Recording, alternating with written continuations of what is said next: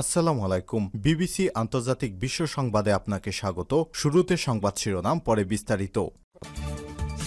বাংলাদেশের সর্বশেষ গুরুত্বপূর্ণ আপডেট সংবাদে আপনাকে স্বাগত। শুরুতেই সংবাদ শিরোনাম, পরে বিস্তারিত। প্রথমেই জানাবো, চট্টগ্রাম বিশ্ববিদ্যালয়ে ১৪৪ ধারা জারি। চট্টগ্রামের হাটহাজারীতে স্থানীয় লোকজন ও চট্টগ্রাম বিশ্ববিদ্যালয়ের শিক্ষার্থীদের মধ্যে উত্তেজনাপূর্ণ পরিস্থিতি দেখা দেয়। আইনশৃঙ্খলার পরিস্থিতি নিয়ন্ত্রণে রাখতে ১৪৪ ধারা জারি করেছে প্রশাসন। এরপর জানাবো, আওয়ামী লীগের মতো জাতীয় পার্টিরও রাজনীতি নিষিদ্ধ চায় জামাতে ইসলাম, বললেন ডাক্তার তাহের। আওয়ামী লীগের মতো জাতীয় পার্টিকেও নিষিদ্ধ চায় বাংলাদেশ জামাতে ইসলাম। আজ প্রধান উপদেষ্টা ডক্টর মোহাম্মদ ইউনূসের আমন্ত্রণে রাষ্ট্রীয় অতিথি ভবন যমুনায় বৈঠক শেষে এ কথা বলেছেন জামাতের নায়েবে আমির ডাক্তার সৈয়দ আবদুল্লাহ মোহাম্মদ তাহের। এদিকে দেশে মোট ভোটার ১২,৬৩,০০,০০০ বললেন ইসি সচিব। আগামী নির্বাচনে দেশে মোট ভোটার সংখ্যা ১২,৬৩,৭৫০৪ জন বলে জানিয়েছেন নির্বাচন কমিশনার ইসি সচিব আক্তার আহমেদ। আজ রাজধানীর আগারগাঁয়ে নির্বাচন ভবনে নিজ কার্যালয়ের সামনে সাংবাদিকদের এই তথ্য নিশ্চিত করেন তিনি। এদিকে অশুভ অদৃশ্য শক্তির তৎপরতা দৃশ্যমান হচ্ছে বললেন তারেক রহমান। জনগণের জবাবদিহিতামূলক সরকার প্রতিষ্ঠার বিকল্প নেই। জনগণের সরকার প্রতিষ্ঠা না হওয়া পর্যন্ত গণতন্ত্র ঝুঁকিমুক্ত নয়। অশুভ অদৃশ্য শক্তির তৎপরতা দৃশ্যমান হচ্ছে, তাই আগামীতে একটি দ্রুত সময় নির্বাচন দিয়ে অন্তর্বর্তীকালীন সরকারের উচিত ক্ষমতা বিএনপির কাছে হস্তান্তর করা। এটাই মনে করেন বিএনপির ভারপ্রাপ্ত চেয়ারম্যান তারেক রহমান। এবং সর্বশেষ জানাবো, গণমাধ্যমের সংস্কারের দায়িত্ব সাংবাদিকদেরই নিতে হবে বললেন ডাক্তার আলী রিয়াজ। গণমাধ্যমের সংস্কারের দায়িত্ব সাংবাদিকদের নিতে হবে বলে মন্তব্য করেছেন জাতীয় ঐক্যমত্য কমিশনের সহসভাপতি অধ্যাপক আলী রিয়াজ। আজ দুপুরে প্রস্তাবিত গণমাধ্যম সংস্কার কমিশন প্রতিবেদন নিয়ে আয়োজিত মতবিনিময় সভায় এমন মন্তব্য করেছেন তিনি। প্রিয় দর্শক, এতক্ষণ শুনছিলেন সংবাদ শিরোনাম, এবারে বিস্তারিত। তবে তার আগে বন্ধুরা, অনুরোধ থাকবে এই সংবাদটিতে একটি লাইক দিন। এই চ্যানেলে আপনি নতুন হয়ে থাকলে আমাদের সংবাদটি দেখতে দেখতে চ্যানেলটি সাবস্ক্রাইব করে রাখুন। কমেন্ট করে বন্ধুরা আপনার মূল্যবান মতামত জানিয়ে দিন আপনি বিশ্বের কোন দেশ থেকে বা বাংলাদেশের কোন স্থান থেকে আমাদের সংবাদটি দেখছেন এবং শুনছেন। আর বন্ধুরা, সংবাদটি আপনার সোশ্যাল মিডিয়া ফেসবুকে শেয়ার করে বন্ধুদেরও দেখার সুযোগ করে দিন। এবারে বিস্তারিত।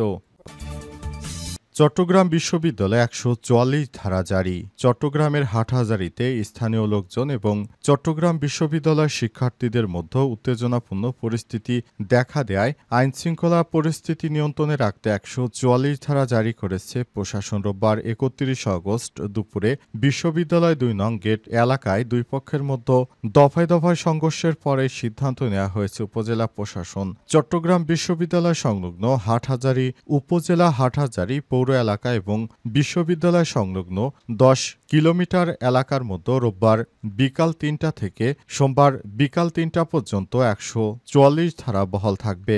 এ সময় কোনো ধরনের সভা সমাবেশ, মিছিল, শোভাযাত্রা, বিক্ষোভ সমাবেশ, অস্ত্রবহন, ৫ জনের বেশি লোকের সমাবেশ এবং যে কোনো ধরনের কার্যক্রম নিষিদ্ধ ঘোষণা করা হয়েছে। উপজেলা নির্বাহী অফিসার ইউএনও মোহাম্মদ কামরুল ইসলাম স্বাক্ষরিত বিজ্ঞপ্তিতে জানানো হয়, জননিরাপত্তা বজায় রাখতে এবং যে কোনো ধরনের অপ্রীতিকর পরিস্থিতি এড়াতে এই সিদ্ধান্ত নেওয়া হয়েছে। প্রত্যক্ষদর্শীরা জানান, শিক্ষার্থী এবং স্থানীয় লোকজনের সঙ্গে কথা বলে সমস্যা সমাধানের চেষ্টা করেন প্রভিসি প্রশাসন অধ্যাপক ড মোহাম্মদ কামাল উদ্দিন, রেজিস্ট্রার সহ আইনশৃঙ্খলা রক্ষাকারী বাহিনীর সদস্যরা। তবে স্থানীয় লোকজন কথা শুনতে চাননি। এক পর্যায়ে উভয় পক্ষের মধ্যে পাল্টাপাল্টি ধাওয়ার ঘটনা ঘটে। পরে প্রশাসনের সবাই ঘটনাস্থল থেকে চলে আসার সময় স্থানীয় লোকজন লাঠিসোঁটা এবং ইটপাটকেল নিয়ে হামলা চালায়। হামলায় প্রভিসি অসুস্থ হয়ে পড়লে তাকে উদ্ধার করে বিশ্ববিদ্যালয়ের নিরাপত্তা বাহিনী। এছাড়া রক্তাক্ত অবস্থা অনেক শিক্ষার্থীকে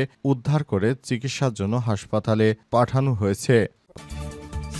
আওয়ামী লীগের মতো জাতীয় পার্টিরও নিষিদ্ধ চায় জামাত ইসলাম, বললেন ডাক্তার তাহের। আওয়ামী লীগের মতো জাতীয় পার্টিরও নিষিদ্ধ চায় বাংলাদেশ জামাত ইসলাম। যমুনায় বৈঠক শেষে সব কথা বলেছেন জামাতের নায়েবে আমির ডাক্তার সৈয়দ আবদুল্লাহ মোহাম্মদ তাহির। ডাক্তার তাহির বলেন, জাতীয় পার্টির ব্যাপারে সুস্পষ্ট করে বলছি, ফ্যাসিবাদী আওয়ামী লীগের কার্যক্রম যেভাবে যে অপরাধে নিষিদ্ধ করা হয়েছে তেমনিভাবে জাতীয় পার্টিকেও নিষিদ্ধ করা যেতে পারে। তিনি আরো বলেন, দেশ যে পরিস্থিতিতে দাঁড়িয়েছে তাতে তাতে প্রধান উপদেষ্টার দেয়া প্রতিশ্রুতি জুলাই হত্যাকাণ্ডের বিচার সংস্কার এবং জুলাই সনদ বাস্তবায়ন নিয়ে সংখ্যা দেখা দিয়েছে। জুলাই সনদের পূর্ণ আইনি ভিত্তি দিতে হবে এবং জুলাই সনদের ভিত্তিতে আগামী নির্বাচন হতে হবে। জুলাই সনদের আইনি ভিত্তি এবং বাস্তবায়ন ছাড়া নির্বাচনের ট্রেন ছেড়ে দেওয়া উচিত হয়নি। তিনি আরও বলেছেন, আগামী নির্বাচিত সরকার যদি সংস্কার বাস্তবায়ন করে তাহলে এখন আমরা একমত হলাম কেন?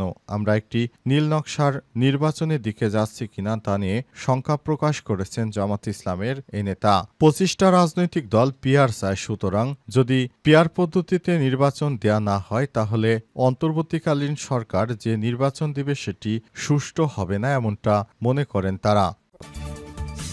দেশে মোট ভোটার 12,63,00,000 বললেন ইসি সচিব। আগামী নির্বাচনে দেশে মোট ভোটার 12,63,07,504 জন বলে জানিয়েছেন নির্বাচন কমিশন ইসি সচিব আক্তার আহমেদ। রোববার 31 আগস্ট রাজধানীর আগারগাঁওয়ে নির্বাচন ভবনে নিজ কার্যালয়ের সামনে সাংবাদিকদের এই কথা নিশ্চিত করেছেন তিনি। সচিব জানান, 1 বছরের দ্বিতীয়বারের মতো হালনাগাদ করা ভোটার তালিকা প্রকাশ করেছে নির্বাচন কমিশন। সম্পূরক তালিকায় মোট ভোটার 12,63,07,504 জন।